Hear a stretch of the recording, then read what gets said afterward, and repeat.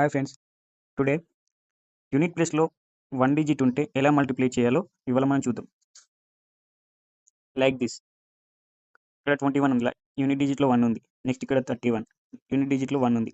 So ఇలా లాస్ట్కి unit డిజిట్లో 1 ఉంటే ఎలా ఈజీగా మల్టిప్లై చేయాలో ఇప్పుడు చూద్దాం. 1 ఇంటూ 1 1, నెక్స్ట్ 2 ప్లస్ 3ని యాడ్ చేయాలి. యాడ్ చేస్తే 5 వస్తుంది. 5 నెక్స్ట్ 2 3 జా మల్టిప్లై చేయాలి 6. So answer is 651. ఇలా ఈజీగా మల్టిప్లై చేయాలి.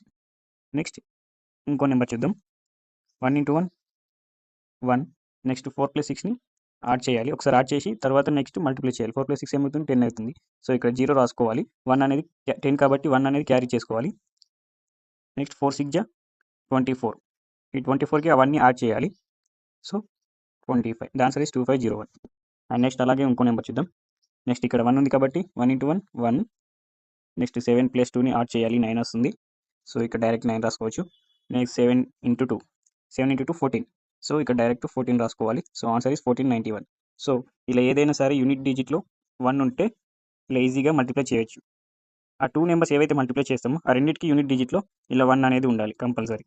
సో అప్పుడు అలా ఇలా 1 ఉంటే ఇలా మనం ఈజీగా సాల్వ్ చేయొచ్చు. Thank you friends.